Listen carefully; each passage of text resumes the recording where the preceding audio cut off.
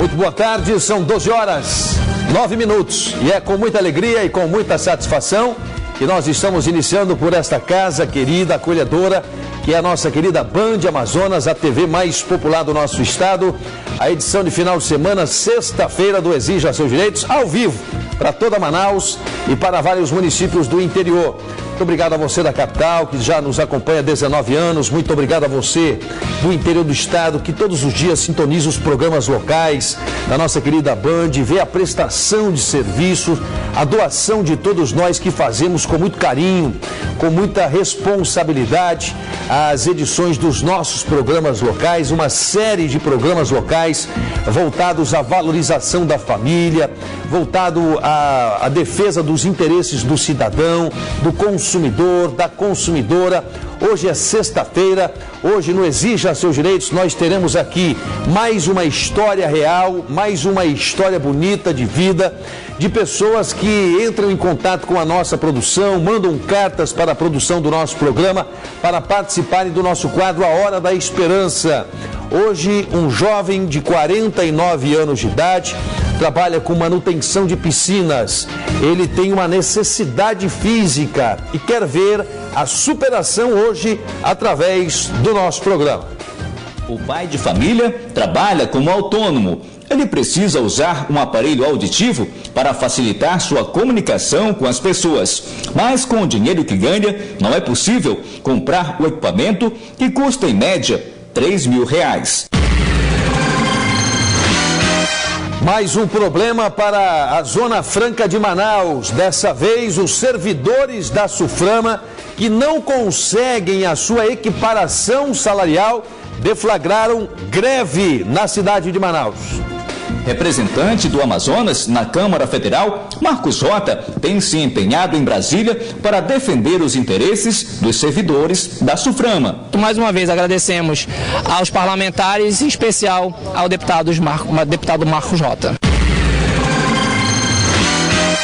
Vamos mostrar mais uma vez nesse programa, mais uma vez, a falta de fiscalização no trânsito da cidade, que tem permitido que carretas, que caminhões, fora totalmente dos padrões de segurança, continuem circulando na cidade de Manaus. Uma série de acidentes estão acontecendo. Graças a Deus que vítimas não estão sendo feitas, mas é preciso que a cidade, que as nossas autoridades do trânsito discutam e fiscalizem mais o trânsito. Eu vou mostrar uma reportagem sobre esta questão. O Exija Seus Direitos, a edição de sexta-feira, está começando agora.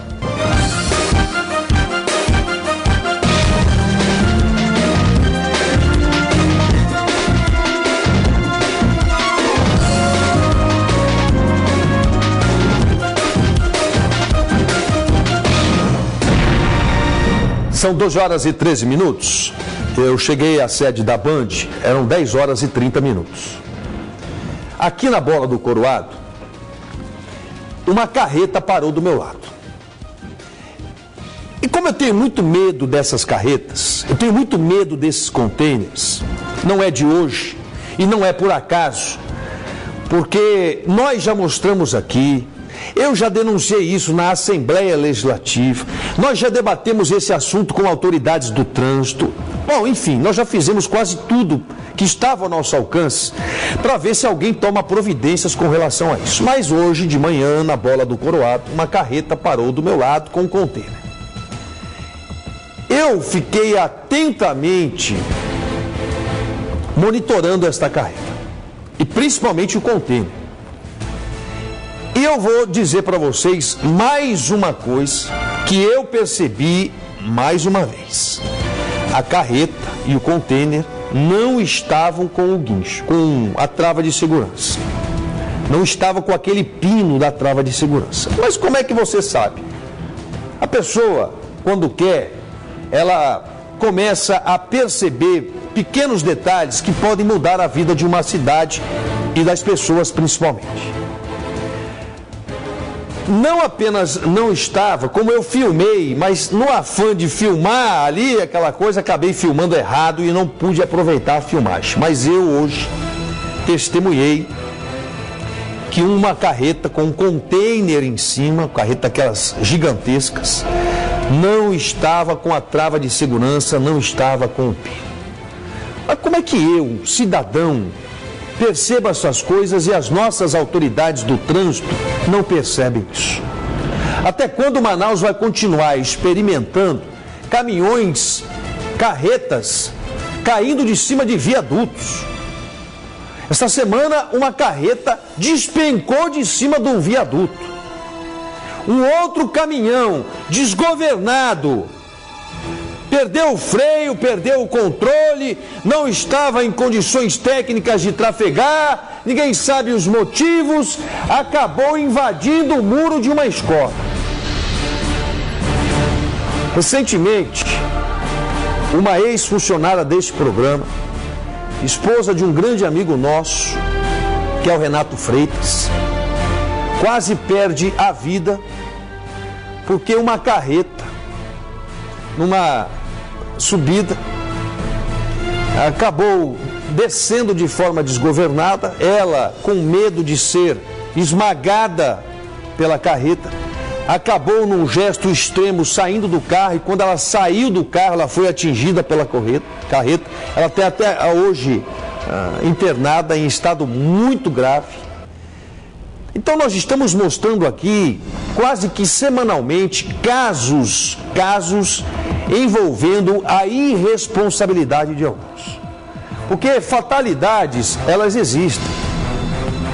Mas nós não podemos confundir fatalidade que existem com irresponsabilidade. Está mais do que na hora dos órgãos de trânsito desse estado fazerem uma mega operação, indo inclusive às garagens dessas empresas, fazendo blitz em todos os pontos da cidade de Manaus, chamando os proprietários das carretas, chamando os proprietários das empresas de transporte, chamando as transportadoras, para que a gente possa fazer um mutirão com relação a essa questão. Não dá mais para continuar desse jeito. Pessoas estão sendo submetidas a risco iminente todos os dias na cidade, porque existe muito irresponsável também. Muitas pessoas que dirigem esses veículos, muitos não têm sequer habilitação, não sabem do tamanho do perigo que colocam em risco as suas vidas e a vida de terceiros. Muitas vezes essas caçambas, essas carretas, esses caminhões perambulam por Manaus em péssimas condições. Falta freio, pneu careca, essas carretas não fazem revisão. Enfim, nós estamos entregues à própria sorte. Os detalhes nós vamos acompanhar na reportagem do Oliver Castro. Com o carro nessa situação, é difícil acreditar que o motorista não tenha saído ferido. Eu acho que eu dei muita sorte, né? Deus me protegeu. O carro podia passar por cima de mim. Se nessa velocidade que ele ia, se eu não jogo um pouco para a direita, para cá, ele passava por cima de mim. Nasceu de novo? Nova vida, né? 59 anos, pô. O caminhão desgovernado na ladeira destruiu o carro, muro desta escola e só parou no poste de energia. O carro ia no meio da ladeira, o caminhão, aí ele perdeu o freio e desceu de ré. Aí eu tentei jogar para a direita, não é? Aí ele ia naquela direção. Aí ele pegou na porta do motorista, aí me jogou em cima desses bueiros aqui. O que teria acontecido? Pane mecânica ou falha humana? O condutor do caminhão não quis falar sobre o acidente. Tomar uma providência, o cara da ladeira aqui, ó. O filho da gente vem lá de cima dessa aqui, aí não tem como, não tem condições, olha aí, ó. Essa não é a primeira vez? Não é a primeira vez, meu filho. Não é a primeira vez, nem a segunda, nem a terceira. Inclusive já aconteceu até na minha residência, um tempo desse não está nem com um ano. Não está nem com um mês que aconteceu outro acidente aí. Na manhã desta quinta-feira, mais um grave acidente registrado na capital. Desta vez, no cruzamento das avenidas Humberto Calderaro e Efigênio Salles. O caminhão tombou após fazer uma conversão à direita para acessar o Parque 10. O veículo despencou de uma altura de quase 5 metros e capotou na passagem subterrânea da Avenida Humberto Calderaro. Você vê o estado que ficou contendo e o estado que está o cavalo mecanismo aí. Então, denota imprudência, excesso de velocidade não havia aqui onde é estreito, deveria vir com toda a prudência, mas infelizmente pessoas ainda temam e não obedeceram de tanto, causando acidentes. Graças a Deus que não tivemos aqui uma tragédia. Por sorte, no momento da queda, nenhum outro veículo transitava pelo local. Com ferimentos leves, o motorista foi encaminhado ao pronto-socorro. O acidente reacende a discussão sobre o tráfego de veículos pesados pelas vias de Manaus em horários pré-determinados. Aí eu vou conversar com o prefeito Neto e com a Câmara Municipal para que faça um decreto ou uma lei para disciplinar o horário que esses carros pesados devem trafegar. Já está na hora, realmente, o Leonel nesse ponto tem razão. Eu sou muito crítico aqui dessa relação do Detran com a população. O Detran ainda está muito anos-luz distante do que espera a população. Mas o Leonel, ele tem pontos de raciocínio lógico. E esse é um ponto de raciocínio lógico. Não dá mais para a gente continuar convivendo com essas carretas de manhã, de tarde, de noite e de madrugada. Não dá mais. As nossas autoridades do município e do trânsito precisam encontrar aí alternativas com relação a isso. Aliado ao estrangulamento da cidade de Manaus, por poucas vias de escoamento do tráfego, o que nós temos? Nós temos a irresponsabilidade, nós temos a imperícia, nós temos falta de respeito a leis e nós temos aqueles que acham que são donos da cidade. Esse caso, por exemplo, como é que um cidadão me deixa uma carreta tombar num viaduto? Ou estava em alta velocidade ou cometeu alguma imperícia. Não precisa ser o Sherlock Holmes ou o Watson. Você sabe quem é o Watson? Você não sabe quem é o Watson. Sherlock Holmes não trabalhava com o assessor dele? Aí é o Watson. Elementar, meu caro Watson. Agora você se lembrou. Ele entende de boi bumbá porque ele é catirina. Se entendesse de Sherlock Holmes, ele seria outra coisa. Vamos voltar ao assunto que nós estamos debatendo. Eu defendo uma força-tarefa com a participação do Detran, do batalhão de trânsito. Cadê o batalhão de trânsito da Polícia Militar? Que fim levou o batalhão de trânsito da nossa briosa Polícia Militar que fazia grandes operações em Manaus? Me parece que ou foi diluído o batalhão de trânsito ou simplesmente foi extinto. Mas é preciso revitalizar, revigorar, reestilizar o batalhão de trânsito para que o batalhão de trânsito possa operar também no trânsito da cidade de Manaus. Uma força-tarefa com a Prefeitura, com o Detran, com o batalhão de trânsito que precisa voltar para cá, com a sociedade, com os empresários, chamar todo mundo à ordem para botar a casa no seu lugar. Porque do jeito que está, perdeu-se o controle da cidade, perdeu-se o controle do trânsito. Você impõe uma regra, o cidadão não está nem aí para o cumprimento da regra. Então tem que chamar os proprietários desses carros, dessas carretas, desses veículos, chamar as transportadoras, chamar os integrantes do Polo Industrial de Manaus, enfim, tem que fazer uma grande reunião e um pacto em favor das vidas e um pacto em favor da cidade de Manaus. Porque do jeito que está, não dá mais para suportar. O risco, os perigos são diários, os acidentes são diários. Mais uma vez eu digo que fatalidades existem. Você pode sair de casa agora e ter um problema no trânsito, bater o seu carro, bater o seu veículo, ou baterem em você, enfim. Fatalidade existe. Mas fatalidade não pode ser confundida de maneira alguma com irresponsabilidade. E é isso o que, infelizmente, alguns motoristas, algumas empresas estão cometendo na cidade de Manaus. E isso é muito claro. isso é muito evidente. A grande quantidade de acidentes que nós temos envolvendo carretas, caçambas, caminhões em Manaus mostram verdadeiramente que algo precisa ser feito. E mais, o cidadão não pode pegar um caminhão em péssima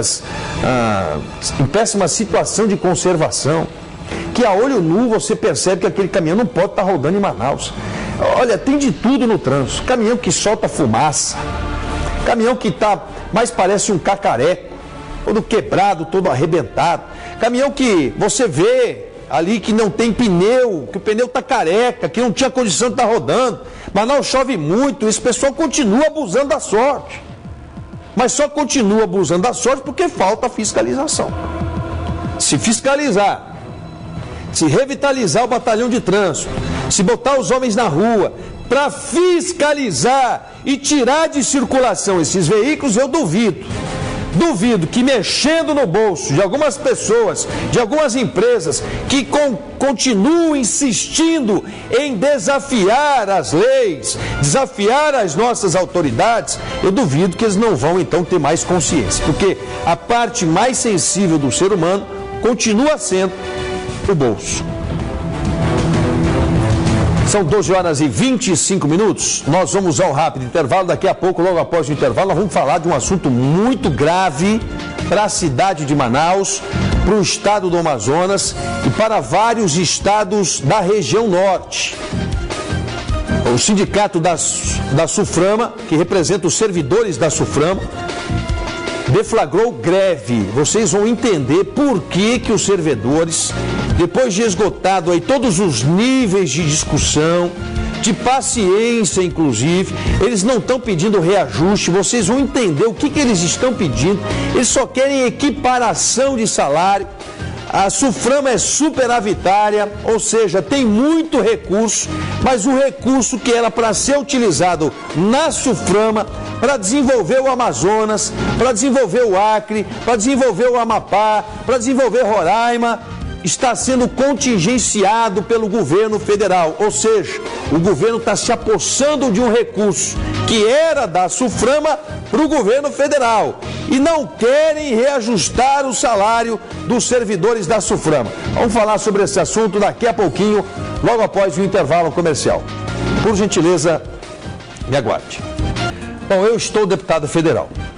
Eu acho que como deputado federal, nós precisamos defender a geração de emprego, defender a geração de renda, defender os direitos da cidade de Manaus, os direitos do estado do Amazonas. Nós temos uma bancada que são apenas 8 deputados federais, uma bancada pequena, uma das menores bancadas que nós temos no Congresso Nacional. No Senado não, no Senado todos os estados são iguais, todos os estados têm 8 senadores. Então no Senado nós temos uma equiparação de forças, mas na Câmara nós nos defrontamos às vezes com bancadas de outros estados com 60 deputados, com 70 deputados. Como é o estado de São Paulo, tem mais de 70 deputados. Então é uma briga desleal. Mas nós precisamos cada vez mais mostrar ao país que nós temos no Amazonas um modelo de desenvolvimento que deu certo não apenas para o estado, mas deu certo para vários estados brasileiros. Deu certo para o país. O Polo Industrial de Manaus gera empregos em Manaus, mas gera empregos praticamente em todos os estados brasileiros.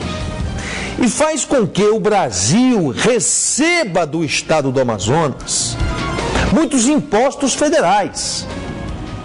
Muitas vezes fala-se, com ignorância inclusive, que o estado do Amazonas tem a Zona Franca de Manaus, que incentiva empresas, mas muitas vezes, por ignorância ou por má fé, esquece de dizer que nós temos aqui muitas contrapartidas. Uma delas é que nós devolvemos ao Brasil muitos bilhões de reais em contrapartida. Esquece-se de dizer, por exemplo, que nós temos aqui no Polo Industrial de Manaus a geração de mais de 100 mil empregos, que nós temos 97% da nossa floresta preservada, que nós temos um dos maiores e mais modernos parques de produção do mundo, que aqui nós estamos capacitando cada vez mais o povo amazonense a fazer produtos de ótima qualidade. Então muita gente fala do polo industrial, fala muitas vezes sem conhecer e fala muitas vezes também por má fé. Nós temos tido embates históricos, né, sobretudo na justiça, principalmente contra os estados do sul, principalmente contra o Paraná, que edita as leis, contra o São Paulo, que é um inimigo histórico da Zona Franca de Manaus. Mas eu penso que é obrigação nossa, cada vez mais, lutar e defender o polo industrial de Manaus. Mas o polo industrial de Manaus se faz de novas políticas, de novos equipamentos, da modernidade, de novas empresas, se faz da pesquisa, da tecnologia. Mas o polo industrial de Manaus não se faz sem os servidores da SUFRAMA. De maneira alguma nós estaríamos no patamar que nós estamos hoje se não fosse a dedicação, o trabalho, a doação desses profissionais que são funcionários da Superintendência da Zona Franca de Manaus. O governo federal há muitos anos prometeu que iria não reajustar o salário dos servidores. Nós não estamos defendendo o reajuste, nós estamos defendendo a equiparação, a igualdade de salários dos servidores da SUFRAMA com outros órgãos, com outros servidores federais.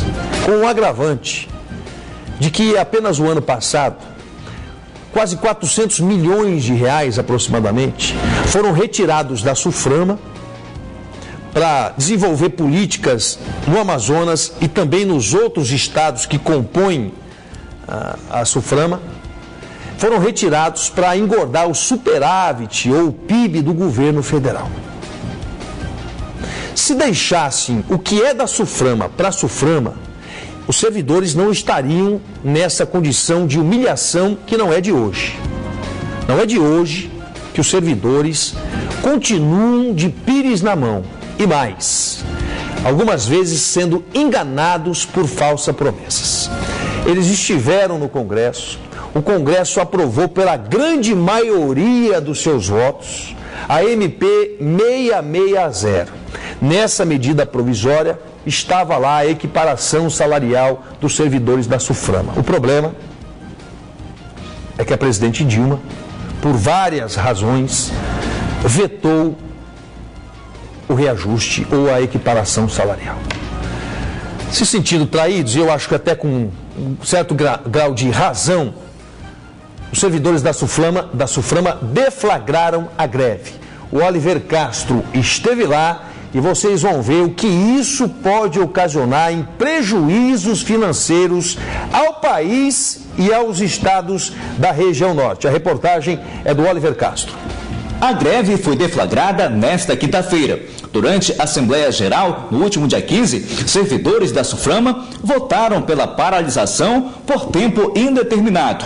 O veto da Presidência da República no início desse mês sobre a equiparação salarial deixou os trabalhadores indignados.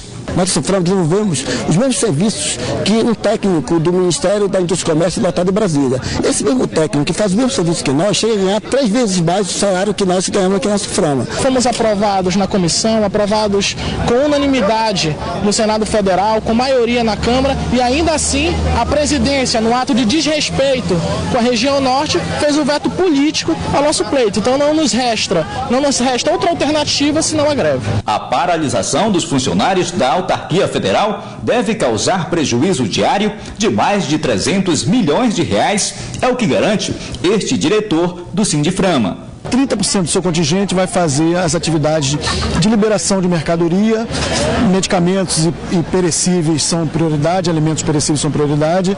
Além disso, acompanhamento de projeto também vai ter 30% das atividades. Os demais atividades que não são essenciais, que não geram prejuízo para o polo, essas vão estar totalmente 100% paralisadas. Representante do Amazonas na Câmara Federal, Marcos Rota tem se empenhado em Brasília para defender os interesses dos servidores servidores da SUFRAMA. Mais uma vez agradecemos aos parlamentares, em especial ao deputado Marcos Rota. O presidente do Sindicato dos Servidores da SUFRAMA, Anderson Belchior, destaca que o foco nessa greve atual será a reestruturação da carreira. As negociações com o governo federal iniciaram no ano de 2006. Ainda segundo Belchior, a classe trabalhadora não vem sendo respeitada. E a gente espera que o planejamento e a presidência da República tratem a SUFRAMA da forma que a presidente vem falando, que a SUFRAMA é essencial, que a Zona Franca é ímpar, tanto que defendeu a manutenção dos incentivos na Zona Franca de Manaus perante o Fórum Mundial Econômico, justamente por causa da preservação ambiental. Nós temos 97% da floresta em pé, mas o polo industrial sofre, a Zona Franca de Manaus sofre com a derrocada da SUFRAMA perante a sociedade. Olha, eu queria cumprimentar o Anderson, porque esse menino lidera o Sindiframa e são jovens como ele, abnegados, que sabem da importância da SUFRAMA, que acamparam praticamente em Brasília antes da votação da medida provisória 660, que procuraram todos os parlamentares possíveis e imagináveis para mostrar a importância da SUFRAMA. O problema é quando nós temos 97% da nossa floresta em pé, eles estão caindo. Os servidores estão caindo. Muitos já deixaram a SUFRAMA. Muitos técnicos competentes, especializados, deixaram a SUFRAMA e foram em busca de outro trabalho, porque eles não estão tendo a valorização que merecem. Eu vejo que na hora do discurso todo mundo é bom, né? A presidente disse que a SUFRAMA é um órgão vital para o desenvolvimento da Amazônia, dos amazônidas, do povo do norte. Aquela conversa que nós já sabemos. Nós tivemos com o ministro do Planejamento na última quarta-feira, o ministro Nelson Barbosa. A bancada toda do nosso estado esteve reunida com ele. Ele disse que não pode firmar nenhum compromisso agora, porque o governo está passando por um processo muito duro de ajuste fiscal. Eu acho até compreensível. Mas os servidores da SUFRAMA não podem ser igualados com outros servidores, porque nós temos aqui o diferencial. A SUFRAMA tem recurso próprio para custear o aumento, a equiparação dos seus servidores. A Justiça está pleiteando, eu acho ótimo que a Justiça pleiteie, mas a Justiça não tem recurso próprio. Outras autarquias, outros órgãos, outras entidades estão pleiteando reajuste, ótimo, mas nós temos esse diferencial e deveríamos ser tratados com diferença realmente, não com indiferença. Porque se respeitassem as regras e não desviassem os recursos que são da SUFRAMA para o superávit primário do governo federal, a SUFRAMA não estaria hoje parando as suas atividades. Calcula-se que 35, 40, 50 milhões de reais, 60 milhões de reais, vamos colocar 70 milhões de reais ano, vamos colocar 100 milhões de reais ano. Vamos supor que o reajuste, a equiparação salarial dos servidores da SUFRAMA fosse da ordem de 100 milhões de reais ano. A SUFRAMA tem recursos 3, 4 vezes mais do que isso para garantir o aumento dos seus servidores. Para vocês terem uma ideia do que isso pode ocasionar, estima-se que a paralisação dos servidores da SUFRAMA daqui a algum tempo, 1 mês, 2 meses, pode ocasionar prejuízos da ordem de 100 a 150 milhões de reais por dia. Por dia! Nós estamos falando de prejuízos da ordem de 100 a 150 milhões de reais por dia.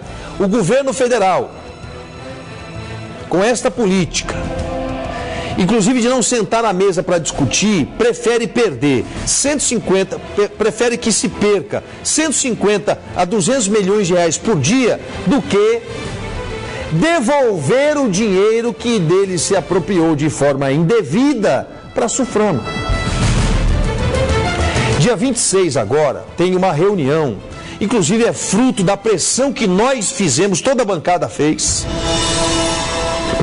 para que o Ministério do Planejamento se posicionasse com relação a isso. No dia 26 vai ter uma reunião.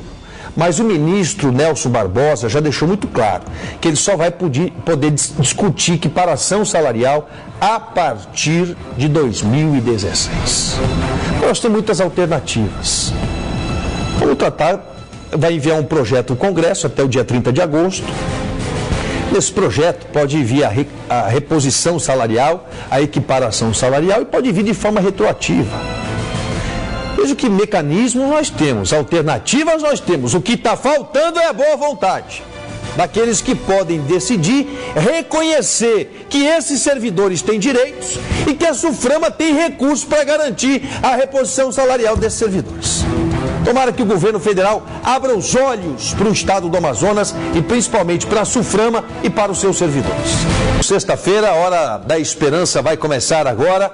Hoje nós vamos contar mais uma história de um cidadão, de um trabalhador, de um pai de família, tem 49 anos de idade, é mais uma história da vida real. Ele tem problemas auditivos, ele trabalha com limpeza de piscinas, passou por sérios e delicados momentos na sua vida pessoal e familiar, mas ele é um daqueles que acreditam na solidariedade, acreditam em dias melhores, acreditam que através do nosso programa, através do nosso quadro A Hora da Esperança, ele possa concretizar o seu sonho.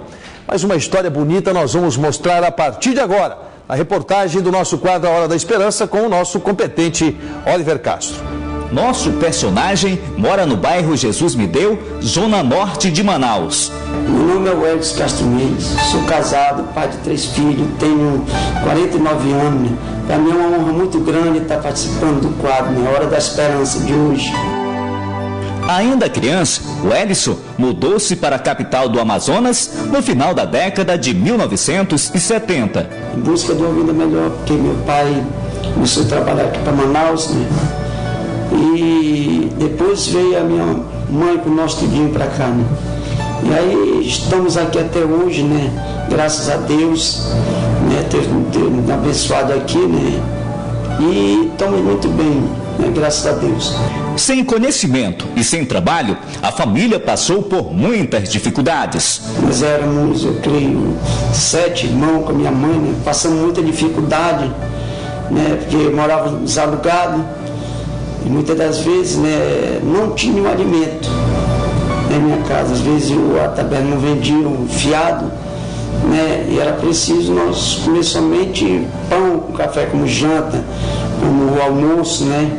A morte de seu pai num acidente piorou ainda mais a situação dele, de sua mãe e dos irmãos. O carro caiu numa ponte, né, e ali meu pai faleceu, né, então foi uma situação muito dolorida para nós, principalmente para minha mãe, para nós que era o mais velho, que já tinha um sentimento, né? E isso foi um abalo para a família, né? Nós perdemos a cabeça da casa, né? Ainda muito jovem, enfrentou uma dura realidade. Passou fome e trabalhou no pesado para sobreviver. Comecei a vender picolé, bombom, né? Comecei a trabalhar ajudando de pedreiro, carpinteiro, né?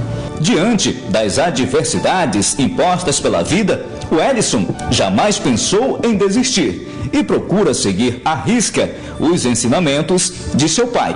Assim, um legado para nós, né? A respeito da vida dele, da criação dele que ele trouxe para nós, né? Foi muito boa, né? Nunca deixou nós ser, como diz assim, malfeitores, sabe? Sempre que nós, como na honestidade, ensinou nós para nós ser homens trabalhador. O Ellison sempre gostou de sair com os amigos para curtir a noite, namorar e se divertir. Gostava de festa, né? Bebia, cheguei a fumar cigarro, né? Graças a Deus que nunca usei droga, né? Mas, né? Isso é uma vida que eu gostava, né? Quando jovem. Por volta de 1989, início da década de 90, no auge do flashback, o Ellison, o irmão e os amigos se divertiam numa balada, quando de repente ele sentiu uma forte dor no ouvido direito. A partir de então, sua vida mudaria para sempre. Senti um sumido muito grande no meu ouvido, né? E aquilo doeu, aquilo me incomodou, sair para fora da danceteria, né? Isso me incomodou, doeu, né? Ficou muito tempo com isso, muitos dias, talvez meses, né? Não parava essa zoada, né? E eu comecei a ter dificuldade de ouvir, né? Com audição, não ouvia direito as pessoas, muitas pessoas tinham, às vezes, falta de paciência comigo, que eu falava, e quando eles falavam, eu tinha que perguntar várias vezes, botar a mão no ouvido para escutar melhor, como até hoje, né? Eu continuo com esse problema de ouvido, né? Devido ao grau de surdez, Wellison, infelizmente, tem sido alvo de preconceito, uma realidade que o mesmo espera superar em breve. Eu ouvia palavras, às vezes, né, que eu não gostava de ouvir, a pessoa me chamava de surdo, louco, né? E isso, às vezes, doía, né, no psicológico da gente, né? Mas, com o tempo, eu comecei a superar. Comecei a me acostumar com isso. Hoje eu não fico muito, o pessoal às vezes diz, né, tu é surdo. Um detalhe chama a atenção de nossa equipe. Wellison, durante todos esses anos, nunca foi ao médico para se consultar e saber a gravidade de sua enfermidade. Verdadeiramente eu vejo assim que eu me relaxei, eu não fui atrás de médico, me acomodei, né? E graças a Deus hoje, né, está aparecendo essa oportunidade, né? O pai de família trabalha como autônomo. Ele precisa usar um aparelho auditivo para facilitar sua comunicação com as pessoas. Mas com o dinheiro que ganha, não é possível comprar o equipamento que custa em média R$3.000. Não posso comprar, né, esse aparelho, é muito caro, né? Custa a faixa de 3.000 para lá, né? Então, né, eu estou aqui, né, esperando, tenho fé, confiança, né, que tem pessoas que estão ouvindo, né, talvez esse programa, né, e eu creio que Deus vai tocar no seu coração para me ajudar, né, e eu estou confiante, creio que você vai, né, estar assistindo esse programa, né, e vai se comover e vai me ajudar, em nome de Jesus, né.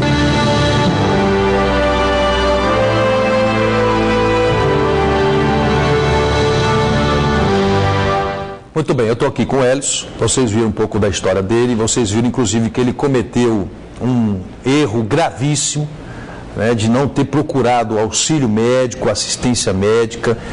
Isso já tem 20 e poucos anos que ocorreu e ele nunca foi ao médico. O resultado é que ele ouve muito mal do lado direito, Wellison. Qual é o que você ouve mais ou menos? É desse aqui. Esse aí é 100%. E desse você não ouve nada, nada. Isso causa uma série de transtornos para você. Você já se acostumou a isso? Ou você não se acostuma de jeito nenhum de ter um ouvido com problema? Não me acostumo. Não se acostuma? É bom. Às vezes as pessoas, quando não conhecem você, tem que falar mais alto. Às vezes acham que você não quer ouvir. É uma série de transtornos que passam. Isso. E você precisa de um aparelho auditivo. É isso? É isso. Você nunca foi ao médico, você nunca viu se um aparelho auditivo poderia resolver o seu problema. Essa parte técnica você ainda não fez. Não fiz. Mas você tem um desejo. Tenho. Um desejo. E o aparelho auditivo, como nós vimos ali na reportagem do nosso repórter especial, o Oliver Castro, que está batendo um papo danado aqui com a Catirina, custa R$3.000 um aparelho. É, daí para lá. E você trabalha limpando piscina. Sou pastor também da igreja. E é pastor da igreja? Sirvo a Deus. Ótimo. Levando a palavra de Deus de salvação. Então você já sabe que para Deus nada é impossível. Nada é impossível. Às vezes a gente consegue, às vezes a gente não consegue. Como você sabe que é muito alto o valor de um aparelho auditivo, talvez a gente não consiga hoje. Mas posso abrir aqui? Amém. Posso abrir? Amém. Vamos lá. Vocês estão vendo a história desse homem que há mais de 25 anos sofre por conta desse problema auditivo. Ele vem hoje ao nosso programa com essa esperança. É um homem temente a Deus e nós vamos tentar realizar mais um sonho através do nosso quadro A Hora da Esperança desta sexta-feira. Aí está o aparelho auditivo que nos foi doado pela Ramos Empreendimentos. Queria mais uma vez aqui agradecer ao meu querido Misael, aí as imagens da Rua Belém 576 em Adrianópolis, as novas e modernas instalações da Ramos Empreendimentos. Além desse aparelho auditivo, que custa, Welson, R$3.000. Você vai passar também por uma série de exames, por uma bateria de exames. Você vai até uma fonoaudióloga para que ela possa fazer todos os exames para ver a intensidade e o grau do seu problema auditivo. E o programa Exija os Seus Direitos vai acompanhar você até que você volte a ouvir normalmente, se Deus quiser. Glória a Deus. Glória a Deus. Tá feliz? Estou feliz. Tá contente? Quero agradecer a Deus o programa, né? Primeiramente a Deus e a Jesus Cristo, meu Senhor, Salvador. Né? Verdade. Glória a Deus, né? E aproveitando essa oportunidade, né? Para levar para as pessoas, né? Que Deus existe, Jesus Cristo salve de perto também. Sirvo, né? No Ministério do Pentecostal do Movimento Missionário Mundial, Igreja Pentecostal do Movimento Missionário Mundial. Né? Eu não tenho dúvida alguma que a sua fé também colaborou para que a gente tivesse o sucesso. Felicidades, nós vamos acompanhar. Está aqui já o aparelho auditivo. Muito obrigado ao Misael, muito obrigado a Ramos Empreendimentos. É mais uma necessidade que nós conseguimos aqui superar esse obstáculo com a ajuda da Ramos Empreendimentos e do meu querido Misael. Muito obrigado a Deus, muito obrigado pela participação do Elson, muito obrigado pelo carinho da sua audiência, muito obrigado a Ramos Empreendimentos. Hora da Esperança, mais uma vez, cumprindo o seu papel social de ajudar as pessoas e mudar a vida das pessoas para melhor. Na sequência, Câmera 13, um ótimo, abençoado final de semana, que Deus abençoe você e a sua família, e até segunda-feira.